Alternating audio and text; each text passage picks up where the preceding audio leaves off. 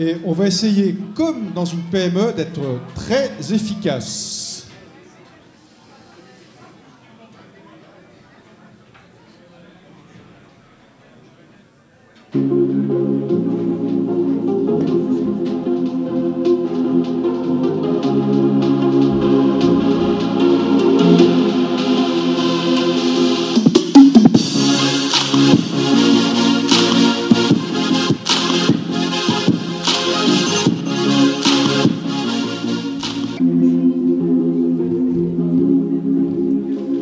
Voilà. Eh bien, écoutez, je suis heureux d'accueillir Monsieur Dupont-Aignan. Hein. Surtout que la tâche, pour lui, n'est quand même pas facile par rapport à tous les interlocuteurs que nous avons eus ce matin, parce que nous avons pris un petit peu de retard, et j'en suis désolé. Et en plus, je dois souligner que, un peu de Larsen, voilà, que très gentiment, vous avez accepté de réduire votre temps de parole, puisque comme nous avançons en heure dans la matinée, les uns et les autres, voilà. On va essayer donc d'être très efficace. Je vous laisse le temps d'intervention que vous voulez prendre. Et puis ensuite, si vous voulez qu'on passe aux questions-réponses avec la salle, vous viendrez à côté de moi. Voilà. Très bien, je vous remercie d'accueillir une PME politique. Après les multinationales, qui ne sont pas toujours les plus efficaces, en tout cas qui sont sûrement plus agitées. Je vous remercie, Monsieur le Président. Je demandais. S'il vous plaît. C'est pas parce qu'on est une PME politique qu'on est moins respectable. C'est d'ailleurs d'autant plus difficile. Et vraiment, je remercie Monsieur le Président d'avoir accepté de me laisser la parole. Je vais donc être moins long, parce que ce n'est pas au poids que se mesurent les mesures. Et je voudrais simplement aujourd'hui vous dire ce que j'ai sur le cœur, notamment pour les entreprises dans notre pays. Donc, 10 minutes. C'était 20 minutes, je réduis de moitié. Et on réduira de moitié, vous pourrez aller déjeuner tranquille. Qu'est-ce que je veux vous dire? Je veux vous dire qu'on est dans un pays extraordinaire, où tous ceux qui ont gouverné depuis 20 ans viennent vous faire des promesses. Ils n'ont pas fait, quand ils étaient au pouvoir, ce qu'ils viennent vous promettre de faire, et souvent vous les croyez encore. Nous sommes d'ailleurs la seule démocratie où on peut avoir gouverné, avoir échoué, être battu aux élections, et de manière inébranlable, croire que les Français veulent encore de vous. Eh bien moi, je vous le dis très clairement, les Français en ont assez. Et la vraie question qui se pose, c'est qu'est-ce qu'on fait pour, notamment, assurer le développement économique de notre pays et porter notre système social. D'une manière générale, je suis absolument convaincu qu'il n'y aura pas de purge ultralibérale ou austéritaire dans notre pays, parce que les Français ne l'accepteront jamais. Alors on peut le promettre, pour se faire élire ici ou là, mais ça ne passera pas le cap de la présidentielle. Je crois qu'on a un système social. Ce système social, il faut le réformer, il faut l'améliorer, il faut le faire maigrir, c'est évident. Mais il faut surtout avoir un système économique qui puisse porter ce système social. Cela veut dire qu'il faut redresser notre pays sans trop faire souffrir les Français. Vos PME, nos entreprises, sont prises en étau depuis des années. Sont prises en étau entre, d'une part, une concurrence déloyale, toujours plus forte, de par les accords européens que nos dirigeants ont signés à tort, et d'autre part, des normes, une fiscalité totalement contradictoire avec ce grand bain de la mondialisation inhumaine. Alors vous le savez, vous le vivez, je ne vais pas insister dessus. Quel est mon projet et quelle est sa différence? C'est que je crois qu'il faut agir sur les deux. C'est-à-dire, d'une part, fortifier nos entreprises en ciblant les aides. Et c'est ma différence, cibler nos aides. Et puis ensuite, revoir les règles de la concurrence déloyale. Et sans la renégociation des traités européens, nous nous retrouverons dans 5 ans dans la même position, et il faut avoir le courage de le dire. Ça ne veut pas dire la fin de l'Europe. Cela veut dire défendre nos intérêts. Et si nos dirigeants restent soumis à la doxa de Bruxelles, eh bien, nous n'y arriverons pas. C'est la clé de tout. Alors, je vais résumer très simplement mon projet politique et économique que vous trouverez sur Internet sur ces 2 points. D'abord, je crois qu'on a eu 40 milliards d'allègements de charges sous ce quinquennat. Est-ce qu'on a vu la conséquence sur l'emploi? Est-ce qu'il y a eu des créations vraiment d'emplois? Non. Est-ce que c'est normal que la Banque postale et la grande distribution aient pris une grande part du CICE? Non. Cela veut dire que l'ensemble de ma politique, que nous avons conçue avec des experts, avec des économistes, avec des chefs d'entreprise, consiste à cibler les baisses de charges. Cibler les baisses de charges d'abord sur les PME, TPE, puisque vous le savez, la politique économique de la France est faite pour les entreprises du CAC 40. Cela veut dire mettre un ministre de l'économie qui soit un ancien patron de PME. Ce n'est pas un gadget, c'est de réorienter l'action de Bercy en fonction des préoccupations des chefs d'entreprise. C'est ensuite un engagement zéro taxe, zéro normes supplémentaires pour les TPE, PME. C'est enfin de relever les seuils sociaux de 50% pour nos entreprises et simplifier la vie des PME. Ça peut être fait très rapidement et il y a un gisement d'emploi considérable. C'est aussi favoriser la transmission des entreprises. Et vous le savez, avec un engagement d'exonérer sur 90% de la valeur, supprimer le RSI, réformer et mettre en place un système d'indépendants, de régime indépendant, revoir les relations avec les banques, etc. etc. Mais le projet que je propose vise surtout à favoriser les PME qui produisent en France et à distinguer très clairement celles qui ont un comportement patriotique de celles qui ne l'ont pas. Parce que les chefs d'entreprise ne délocalisent pas par plaisir. Personne ne délocalise par plaisir. Alors, nous orienterons la baisse de charges principalement sur les entreprises qui produisent en France avec quelques mesures clés fondamentales. D'abord, la réorientation des 20 milliards du CICE vers une baisse de charges patronales, mais ça, tout le monde le propose parce que c'est l'évidence. Ensuite, la baisse de moitié de l'impôt sur les sociétés pour les bénéfices réinvestis sur le sol français. C'est une mesure qui existe dans certains États américains. L'entreprise qui va investir en France doit savoir à l'avance qu'elle aura un super bonus fiscal. Tout l'enjeu, c'est de différencier les comportements. Vous choisissez d'équiper, d'investir dans notre pays, vous savez que vous aurez un bonus fiscal supplémentaire. C'est ensuite la mise en place d'un Buy French Act, pour parler anglais, à la manière des États-Unis, c'est-à-dire de réserver 75% des achats publics aux entreprises qui produisent dans notre pays. C'est enfin de tenter de réserver 50% des débouchés aux PME dans la commande publique, c'est-à-dire d'orienter véritablement l'argent du contribuable, l'argent des collectivités locales vers les entreprises locales. C'est enfin de mettre zéro ISF sur les fonds de l'ISF qui s'investiraient dans des entreprises qui produisent majoritairement en France. C'est enfin une dernière mesure de mettre en place un étiquetage obligatoire sur les marchandises pour indiquer précisément la part de fait en France et favoriser ainsi l'achat français par nos concitoyens.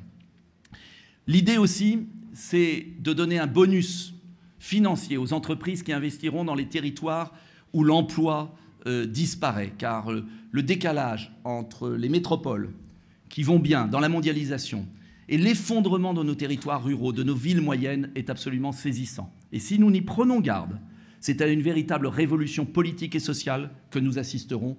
Elle est déjà dans les urnes, elle se prépare si nous ne faisons rien rapidement.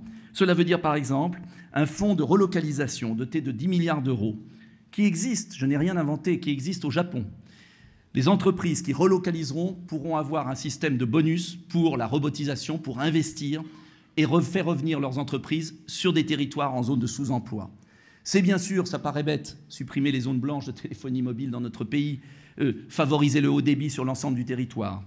C'est enfin avoir une meilleure gestion des fonds publics et arrêter les projets fous comme le Lyon-Turin à 25 milliards d'euros, alors que le tunnel du Fréjus est à moitié vide, et pouvoir réorienter les fonds publics vers cet aménagement du territoire et une vraie politique d'aménagement du territoire. C'est autre possibilité de cibler sur les chômeurs de longue durée. Je propose l'exonération, et on l'avait déjà proposé, et je n'ai jamais réussi à convaincre les ministres différents qui sont passés de cette mesure, qui est fondamentale. Exonérer de toute charge sociale, pendant 5 ans, le recrutement d'un chômeur de longue durée, avec la possibilité pour le chef d'entreprise de se séparer de ce chômeur de longue durée, c'est-à-dire de l'avoir à l'essai. C'est fondamental. Pourquoi ? Parce que de toute façon, vous avez 1 500 000 Français qui sont perdus, qui sont abandonnés, qui coûtent cher à la société. Et cela ne sera pas une perte importante pour l'État d'avoir ce zéro charge pendant 5 ans si vous recrutez ce chômeur de longue durée. Bien évidemment, pour financer toutes ces mesures, je pense qu'il y a des recettes à obtenir. Et il n'y a pas de programme économique s'il n'y a pas un programme financier global. Et c'est pourquoi je propose plusieurs mesures, notamment que toute personne qui bénéficie d'une allocation sociale travaille 1 journée par semaine pour la collectivité. Que l'on lutte enfin plus efficacement contre la fraude sociale. Ce sont des milliards que nous pouvons récupérer. Contre la grande fraude fiscale et notamment la fraude à la TVA, qui sont des vraies escroqueries. Je voudrais aussi que l'on récupère les 8 milliards d'euros que nous donnons à Bruxelles pour nourrir nos concurrents, vos concurrents. 8 milliards d'excédents par an, ce sont des sommes considérables. La France a versé depuis 10 ans 61 milliards d'euros. 61 milliards d'euros à des pays. La Pologne a reçu 83 milliards d'euros depuis 10 ans. Cela m'amène à ma deuxième partie qui sera beaucoup plus bref. Mais on peut tout faire et il faut prendre des mesures ciblées. Il faut vous aider, on est d'accord, dans la limite du raisonnable et on peut le faire. Mais si parallèlement, vous ne bouchez pas la fuite qu'il y a dans la coque du navire, et je vous ai trouvé bien modéré dans vos textes, Monsieur le Président, sur notamment la directive travailleurs détachés, comment accepter que l'on puisse ne pas payer les charges sociales françaises sur notre sol? Comment accepter qu'il y ait entre 300 000 et 500 000 travailleurs d'autres pays étrangers subventionnés par nos impôts? Je parle des 8 milliards que nous donnons chaque année à Bruxelles et qui partent en Pologne, en Roumanie. Comment accepter cette concurrence déloyale? Comment accepter que le centre des impôts de ma ville ait vu sa rénovation intérieure entièrement faite par des ouvriers polonais? Comment accepter que les HLM dans ma ville aient été entièrement rénovés par des ouvriers roumains ou espagnols? Mais si vous ne luttez pas contre cette directive travailleurs détachés, si nous ne la supprimons pas au premier jour de l'élection présidentielle, vous pourrez faire tout ce que vous voulez en baisse de charges. Il faut arriver à combien de baisse de charges? Vous savez très bien que les propositions aujourd'hui pour les appels d'offres, nous arrivons à un coût du travail qui est quasiment de moitié pour des entreprises luxembourgeoises qui font venir les nouveaux esclaves. Cela veut dire avoir le courage, oui, de changer les choses au niveau européen. Comme nous ne pourrons rien faire si nous n'investissons pas des milliards d'euros dans la science, dans la technologie, si nous n'avons pas une politique d'innovation beaucoup plus forte. Et je voudrais vous citer l'exemple d'une entreprise du bassin toulousain qui m'expliquait, que j'ai rencontré à Singapour, parce que j'ai été voir ce qui se passe ailleurs. Parce qu'on nous dit la mondialisation, vous êtes souverainiste, vous êtes gaulliste, vous n'y comprenez rien, vous êtes du passé. Eh bien non, tous les États stratèges dans la mondialisation défendent leurs intérêts. Tous les États aident leurs entreprises. Tous les États protègent et font du protectionnisme intelligent. Singapour a offert une usine clé en main à une entreprise sous-traitante de l'aéronautique, 30 millions d'euros.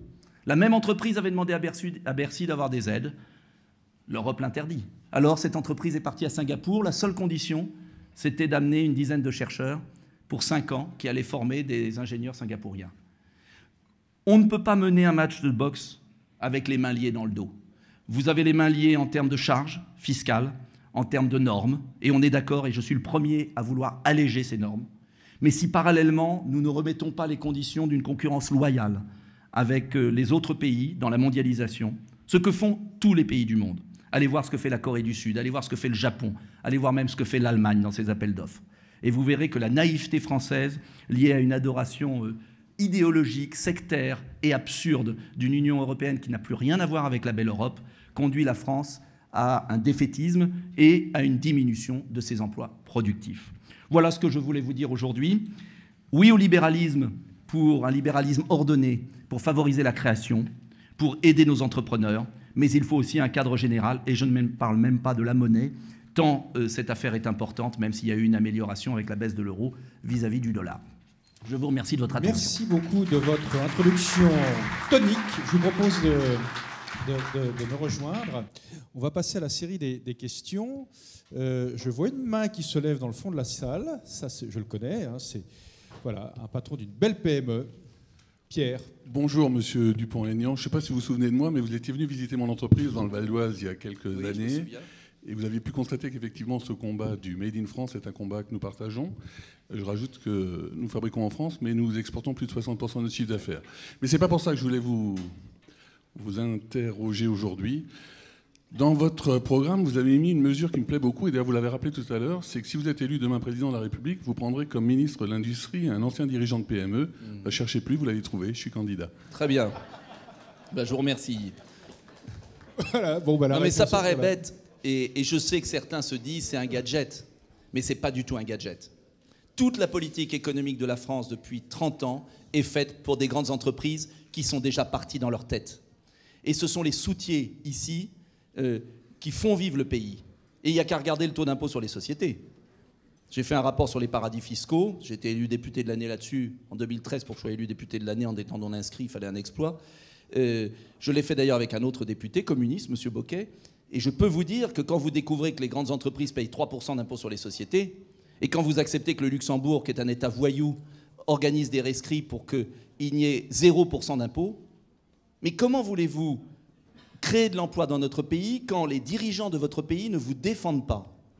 Et la mondialisation, c'est une guerre économique. Ça ne veut pas dire qu'il ne faut pas être libéral. Il faut les deux. Un État stratège, un État protecteur et un État libérateur.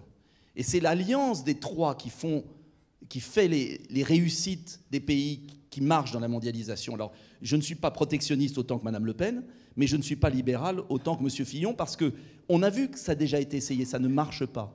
Et puis, il faut être élu.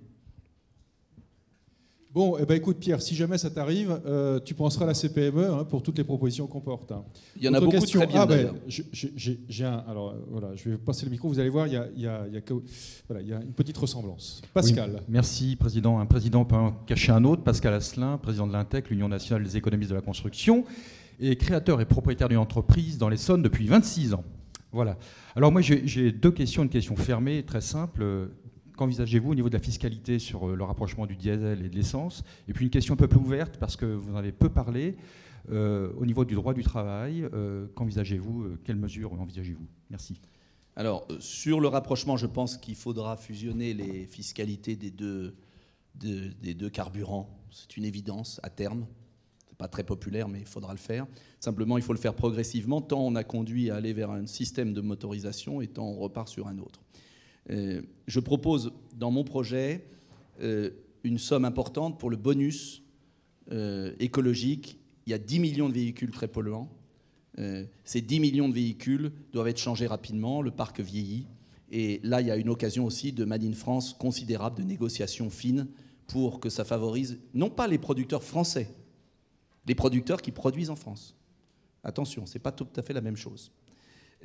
Sur votre deuxième question sur le droit du travail, moi je pense que je me méfie des grandes lois comme la loi El Khomri. Je suis très hostile personnellement, je ne devrais pas vous le dire peut-être, à la négociation par entreprise, car je crois qu'en vérité ça va défavoriser et créer un dumping permanent, et je suis beaucoup plus favorable à des accords de branche. Et cette espèce de démagogie de l'accord d'entreprise va conduire à un emmerdement maximum pour les chefs d'entreprise, contrairement à ce qu'ils croient, et notamment les plus petits. Et je pense que la branche est la meilleure solution. Non, je ne change pas d'avis là-dessus, je l'avais dit. Je pense qu'il y a des mesures techniques discrètes qui sont bien plus efficaces que des grandes lois de communication. Parce qu'en vérité, c'était des lois de communication qui ont mis la France à feu et à sang pour rien. Et je pense qu'il y a des mesures comme le relèvement des seuils qui est fondamental. Et ça, le relèvement des seuils, ça peut se prendre demain matin. Et je propose 50%, mais on peut passer. Vous proposez plus, j'ai vu. J'ai lu tout votre programme ce week-end, attentivement, les 89 mesures. Il y en a des très bien. De 10 à 20 et de 50 à 100, ce serait déjà très bien. Et ça donnerait un bol d'oxygène. Je ne crois pas qu'il faille tout revoir sur la durée du travail. En revanche, je suis pour la défiscalisation des heures supplémentaires. Ça avait marché. Pour une fois que quelque chose avait marché, il faut le rétablir, très simplement. Je pense qu'il faut récompenser le travail dans notre pays. C'est pourquoi je suis absolument pour la mesure consistant à faire travailler tous les bénéficiaires des allocataires sur des travaux d'intérêt général, même une journée. Et c'est pourquoi je pense qu'il faut absolument augmenter la différence entre le salaire du travail et le revenu de l'assistance. Et à ce titre, je suis pour une augmentation du salaire net par une diminution des cotisations salariales. Tout le monde le propose. Simplement, il faut savoir comment financer. Pour revaloriser de 10% le salaire net, il faudrait diminuer de 30% les cotisations salariales. 40 milliards, c'est considérable. On ne pourra pas faire 40 milliards d'un coup, bien évidemment. En revanche, je pense qu'il faudrait affecter les produits de la lutte contre la fraude sociale et la fraude fiscale, la grande fraude fiscale internationale. Il y a 20 milliards sur la TVA quand même. Et le nouveau système européen est tragique pour les recettes des États. Je pense qu'on pourrait affecter cette somme à la réduction des cotisations salariales pour dire aux Français, on va faire un effort collectif, mais vous allez le voir sur votre fiche de paie. Ça ne coûtera rien aux entreprises et ça revalorisera l'aspiration au travail. Défiscalisation des heures supplémentaires, réduction des droits de succession, ça ne vous concerne pas, ça concerne pour les entreprises, mais aussi sur les particuliers, faire circuler le capital, zéro taxe sur les donations et droits de succession avec jusqu'au plafond de 500 000 € par enfant. Ce n'est pas une somme très coûteuse et je pense que ça leur permettrait de donner un choc de consommation. Ce que je n'ai pas dit dans mon propos introductif, et c'est toute la différence de mon programme, Je pense qu'il faut à la fois un choc productif concentré sur le Made in France et qu'il faut aussi un choc de consommation léger, progressif, sur les petites retraites, sur le salaire réel, pour redonner goût au travail dans notre pays. Et c'est pourquoi la suppression des 35 heures et la transformation à même 48 heures supprimerait des heures supplémentaires et donc empêcherait les gens de gagner plus. Et je ne pense pas que ce soit très motivant. Je pense qu'il faut donner de la souplesse aux entreprises sans pour autant tout bouleverser. Merci. Autre question? Gérard? Monsieur Dupont-Aignan, bonjour. Bonjour, monsieur. Gérard Boelet, je suis chef d'entreprise et je représente la Confédération des buralistes. Je ne vais pas vous parler du paquet neutre, ne vous inquiétez pas. Mais une question qui touche tous les chefs d'entreprise. Dans votre programme présidentiel, vous voulez payer les salaires tous les 15 jours. Et je voudrais que vous nous en disiez un peu plus, parce que c'est cette mesure, on aurait du mal à la mettre en place, nous, les TPE, les PME. Ce que j'ai voulu dire, c'est une mesure, une idée que nous avons projetée, c'est que nous avons énormément de difficultés de nos concitoyens qui est liée au décalage de trésorerie, une grande misère dans notre pays, et que parfois, si nous y arrivions, et si ça ne pose pas trop de difficultés, un paiement en 2 fois des salaires permettrait d'alléger les frais bancaires de beaucoup de nos concitoyens. Et je ne pense pas que ce soit inutile. Maintenant, je sais que c'est compliqué, ce n'est pas la mesure peut-être la plus urgente, mais si c'était possible. Par ailleurs, je vous le dis très clairement, je suis totalement hostile, mais ce n'est même pas une question de pratique, idéologiquement, au prélèvement à la source, qu'il faut annuler d'urgence. Le prélèvement à la source est une confusion idéologique majeure qui vise à tondre les Français, qui vise à vous faire porter une responsabilité insupportable et qui met fin à l'anonymat des revenus. Je ne comprends pas comment cette mesure a pu passer comme ça, sachant qu'il y a combien de personnes, 75% qui sont prélevées mensuellement. Donc on ne nous raconte pas que ça change quoi que ce soit. C'est une aberration, comme le tiers payant d'ailleurs. Et je pense qu'il est fondamental déjà d'annuler le prélèvement à la source. Il y a urgence. Personne n'en parle. La presse en parle peu, c'est dommage. C'est une mesure, mais qui va être ingérable pour vous. Ingérable en termes de relations sociales dans l'entreprise, le rapport aux salariés, etc. Je ne le comprends pas. Comment? Oui, vous le savez, mais on en parle très peu. C'est passé comme une lettre à la poste. À la CPME, j'aime mieux vous dire qu'on a été les premiers à dénoncer. Mais continuez. Surtout qu'en plus, pour la petite histoire, c'est que nous avions proposé à l'époque au ministre Eckert de lui donner un panel de 40 entreprises dans 4 grands secteurs, commerce, industrie, artisanat, services, pour faire un test PME avant de décliner la mesure. Et 15 jours après, on avait l'annonce officielle. On a bien compris la manœuvre. Nous lançons le prélèvement à la source. La manœuvre, c'est de toujours prélever plus sur les Français sans que ça se voit. On connaît ça fait 20 ans qu'on est là-dessus. J'ajoute d'ailleurs que dans mon projet politique, je suis le seul à ne pas vouloir augmenter un impôt. Parce que l'un veut augmenter la CSG, vous savez qui je parle, et l'autre veut augmenter la TVA. Et comme si on pouvait relancer l'économie française en tapant sur l'économie française, qu'on m'explique. Et je vous le dis très clairement, tous les pays qui ont réussi la relance économique, qui ont réussi à repartir, ont besoin d'air. Et c'est pourquoi il ne faut pas s'occuper du déficit maintenant. Il faut penser le déficit budgétaire dans le temps. L'Angleterre de M. Cameron a eu 5% de déficit, ça ne l'a pas empêché de vivre. Ce qui est important, c'est que le déficit soit utile, qu'il soit pour l'investissement dans la science, qu'il nous fasse passer de réussir la mondialisation, le 21e siècle. Est-ce que vous savez, je fais une parenthèse, mais que la Chine est le premier pays qui vient de lancer un satellite avec des mathématiques quantiques, avec l'informatique quantique? Est-ce que vous savez que la Chine investit des dizaines de milliards d'euros pour sauter une étape en matière de recherche? Et que nous sommes paralysés par des politiques malthusiennes, par une fausse rigueur qui est complètement contre-productive. Les pays qui réussiront au XXIe siècle prennent un coup d'avance. Et j'insiste là-dessus parce qu'on vous a aliéné, infantilisé, à regarder des chiffres précis. Mais l'enjeu, c'est pas ça. L'enjeu, c'est une dynamique. Et vous êtes créateur d'entreprise, vous le savez. D'ailleurs, je remarque que Uber, dont on parle tant, a plus de déficit que de chiffre d'affaires. 3 milliards de pertes pour 2 milliards de chiffre d'affaires. Qui en parle?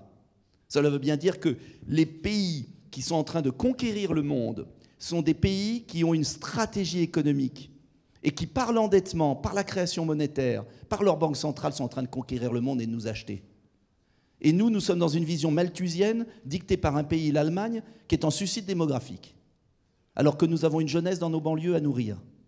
Il serait peut-être temps de revoir nos fondamentaux. Ça ne veut pas dire, bien évidemment, qu'il faut lâcher la bride, qu'il faut continuer les gaspillages et qu'il faut 57% de dépenses publiques. Mais nous réduirons à 50% la dépense publique si nous avons une politique de relance productive dans notre pays. Et c'est ce que je propose, relocaliser 1 million d'emplois, créer 1 million d'emplois, et nous arrivons à une croissance de 3% et à une réduction du déficit à 1%. Mais c'est un pari qui exige de s'exonérer des règles de Bruxelles. Et tant que vous serez prisonnier d'une organisation illégitime qui est en train de briser l'Europe et de conduire les pays au nationalisme et à des tremblements de terre politiques, nous n'y arriverons pas. Et j'aimerais que les PME, désolé, hein, mais moi si je suis là c'est pour parler franchement, j'aimerais que les PME qui voient tous les jours la concurrence déloyale arrêtent d'annoncer le credo bruxellois.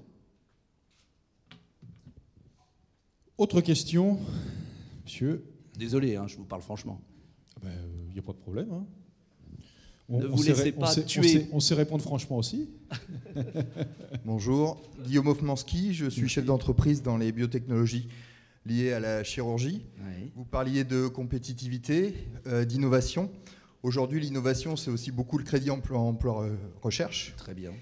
Sauf que aujourd'hui, les sociétés, une fois qu'elles trouvent, donc elles ont recherché, les chercheurs nous coûtent quasiment rien en France par rapport à l'impôt. Le problème, c'est qu'une fois que ces sociétés trouvent en tout cas les idées innovantes et sont les fleurons au niveau national, derrière, c'est des sociétés américaines qui rachètent toutes ces sociétés et on n'arrive pas à progresser, on n'arrive pas à devenir plus gros. Alors certes, il y a la BPI, certes, il y a des fonds, mais aujourd'hui, c'est principalement l'étranger, les États-Unis, qui rachètent nos biotechnologies en France. Alors, il y a plusieurs choses. C'est pourquoi je crois beaucoup à mon crédit impôt production. D'ailleurs, vous l'avez appelé comme ça, je crois. Hein. Sachant qu'il reste des modalités techniques, je dis franchement, à étudier pour voir si c'est un régime de suramortissement, si c'est... Enfin, il y a après, il faut travailler techniquement, mais ce n'est pas le rôle d'un président de la République. Je crois beaucoup... Ce qu'on a fait sur le crédit impôt recherche a marché. Si l'administration fiscale emmerdait un peu moins les patrons là-dessus, parce qu'il y a quand même... Dès qu'il y a une mesure qui est faite, pourquoi je veux un patron de PME à Bercy, c'est que dès qu'il y a une mesure qui est faite, vous savez que la technostructure va tout faire pour en fait pas dépenser l'argent. Bon. Et on invente et jurisprudence, etc. Mais il reste que ce qui est fait sur le crédit impôt recherche, je suis convaincu qu'il faut le faire sur le crédit, ce que j'appelle impôt production en France. Moi, ce que je veux, c'est qu'il y ait des règles claires pour 5 ans et que chaque chef d'entreprise, avant d'investir, se dise, voilà, tiens, l'État français a compris qu'il allait y avoir une compensation fiscale si j'investis sur mon territoire. En revanche, je vous parle franchement, les baisses de charges, tous azimuts, sur des entreprises qui continuent à délocaliser, qui font venir des travailleurs détachés et qui font du rachat d'actions, il faut arrêter. Voilà. Il faut cibler nos mesures. Et compte tenu entre nous de l'importance de notre système fiscal, je pense que si on cible les mesures, on va avoir immédiatement comme on l'a vu sur la recherche, hein, qui a bien fonctionné. Alors, après, ça ne suffit pas simplement. Je pense qu'il y a la question du capital et du financement par les banques. On a quand même un problème bancaire dans notre pays. Moi, personnellement, je serais favorable à la nationalisation d'une grande banque et la mettre sous statut de fondation et qui devrait être gérée par les PME. Parce qu'il faut quand même regarder qu'est-ce qui se passe en Allemagne. En Allemagne, ce qui est quand même très intéressant, personne n'en parle. Ce sont quand même les banques régionales qui portent à bout de bras l'industrie. Et Mme Merkel a obtenu que ces banques régionales ne soient pas surveillées par la BCE, puisque vous savez que le critère de surveillance des banques par la BCE a été mis juste au-dessus du chiffre d'affaires des banques allemandes. Donc il n'y a pas de secret, il n'y a pas de financement de l'économie sans un secteur bancaire ou de la création monétaire. Comment feraient les États-Unis, comment ferait la Chine, comment a fait même M. Cameron, qui a monétisé 100 milliards d'euros, 100 milliards de livres par an. Donc l'enjeu en France pour moi, c'est comment on fait venir... Est-ce qu'il est normal d'avoir tant de capitaux en assurance vie ? Comment on oriente l'épargne considérable de notre pays ? On a une épargne considérable dans notre pays, une des meilleures du monde. Cette épargne n'est pas investie au bon endroit. Et tout l'enjeu, c'est de voir comment on va l'investir. Autre mesure que je propose, c'est qu'il y ait un pourcentage de baisse de l'IS en fonction du pourcentage d'actionnariat salarié. C'est-à-dire qu'on amorce 1% de baisse d'IS pour 2% d'actionnariat salarié dans la limite de 10% de l'IS. C'est-à-dire qu'on favorise là aussi les entreprises qui associent leur capital. Crédit impôt production, commande publique, contrôle du capital, réforme du secteur bancaire. Voilà l'enjeu. Mais pas facile. Dernière question. Pierre, tu veux poser une question? Pierre Marx. Tiens, prends le micro. Merci. Pierre Marx, patron d'une PME de près de 80 salariés en Alsace et président de la CGPME Grand Est. Alors j'aurais bien eu une question à vous poser sur les IRP, mais vous y avez répondu. Donc je n'avais même pas besoin de la poser. Par contre, votre position sur l'euro m'interroge. Je suis dans une région où nous avons près de 800 entreprises allemandes qui ont investi des capitaux en France, donc qui génèrent vraiment de l'emploi. Et votre position sur l'euro, elle est variable. Elle est variable entre, comment je dirais, entre aujourd'hui où cela vous convient et hier où ça ne vous convenait pas, entre guillemets. Donc si nous sortons de l'euro, moi j'ai une très grande inquiétude, et la preuve, près d'Ensisheim, il y a une PME allemande qui veut investir 80 millions d'euros et qui a mis en suspens ses investissements. Il y a 300 emplois à la clé, et qui a mis en suspens ses investissements par rapport à l'élection présidentielle française, puisqu'il n'y a aucune certitude aujourd'hui, et on n'a jamais eu, sur le vainqueur de l'élection. Donc, quelle est votre approche réellement par rapport à l'euro? D'abord, l'euro nous a fait perdre beaucoup plus de 300 emplois, près d'1 million d'emplois. L'euro est une escroquerie absolue. C'est un aspirateur à richesse de l'Italie et de la France vers l'Allemagne. Et il faudrait qu'un jour on s'en aperçoive. Maintenant, il est là. J'ai évolué, je vais être très franc. J'ai évolué d'une part parce que l'euro a baissé vis-à-vis du dollar. Et qu'il y a eu enfin un nouveau président de banque centrale qui était italien et qui était mieux que Trichet, qui a compris qu'on ne pouvait plus continuer comme ça, qui a lâché du lest. Pour autant, moi je vous le dis, l'euro n'est pas tenable, il disparaîtra. Il disparaîtra, c'est une évidence, parce que vous ne pouvez pas avoir la même monnaie pour des économies comme l'Allemagne et la Grèce. Ça ne peut pas marcher. Et on aboutit à des excédents faramineux en Allemagne et à des déficits considérables dans les autres pays. C'est une escroquerie, c'est une domination d'un pays sur les autres, et on ne peut pas accepter cela. Alors après, comment on revoit les choses? C'est là où j'ai évolué. Je pense qu'on va revoir les choses de manière plus flexible. C'est-à-dire qu'il faut bâtir une monnaie commune, et non pas une monnaie unique.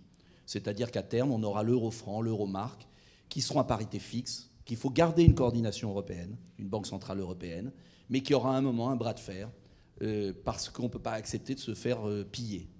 Et qu'à un moment, il faudra un réajustement des parités pour que l'euro-marque soit plus important et que l'euro-franc, l'euro-lire, l'euro-drachme soient ajustés. Ça se fera. Vous verrez que ça se fera. Parce qu'on ne pourra pas vivre dans un pays, et on en est proche en 2017, et si ce n'est pas 2017, ça sera plus tard si on continue comme ça. On ne peut pas vivre dans un pays où il y a 6 millions de chômeurs, où les entreprises disparaissent, et on peut prendre toutes les mesures. Je voyais au salon de l'automobile, je ne sais plus si c'est le PDG de Valeo ou d'un autre, qui me disait le CICE, vous voyez sur mon tableau, le CICE, allez, c'est 3 centimes de parité avec le dollar. Voilà, c'est-à-dire qu'on peut prendre toutes les mesures en permanence avec un temps considérable. Si au même moment vous êtes face à du dumping monétaire chinois ou du dumping monétaire américain, on n'y arrivera pas. Et nous n'avons pas la même structure compétitive de l'Allemagne, nous ne sommes pas allemands, nous n'avons pas le même pays. Donc, moi je pense que ce n'est pas la priorité absolue, et je ne dis pas comme Madame Le Pen, j'arrive et je fous tout en l'air. Non, je pense que ce n'est pas réaliste. Et moi je voudrais un patriotisme réaliste. Et je suis convaincu que les Français ne choisiront d'ailleurs le patriotisme que s'il est à visage humain et à visage réaliste, et que si on trouve un juste milieu. Mais je pense que cette monnaie est condamnée, que ce système est totalement condamné, et qu'il faut inventer un système qui ne soit pas le retour à la monnaie nationale seule, qu'il faut une coordination, et que la monnaie commune est une bonne idée, avec une monnaie de réserve et un ajustement qui peut se faire à terme régulier. Par exemple, la Grèce aurait dévalué son euro-drachme de 50%, et on aurait évité tant de souffrances et tant de drames dans ce pays. Parce que, vous savez, à la fin, la monnaie doit refléter l'économie, et ce n'est pas l'inverse. On a tout fait à l'envers. Ça ne marchera pas. Sauf à considérer qu'on devient un Länder allemand, mais je pense que les Français auront fait la révolution avant. Et heureusement. Voilà. Eh bien, merci, Monsieur Dupont-Aignan. Je vous remercie de votre attention et de votre invitation. Oui, non. Je crois que ce matin, alors je m'excuse auprès de tous ceux, toutes celles qui n'ont pas pu poser des questions aux différents candidats. En tout cas, je ne sais pas si vous avez, comme moi, partagé ce sentiment que, enfin, dans cette campagne présidentielle, nous avons abordé des sujets de fond. Ça fait du bien. Merci.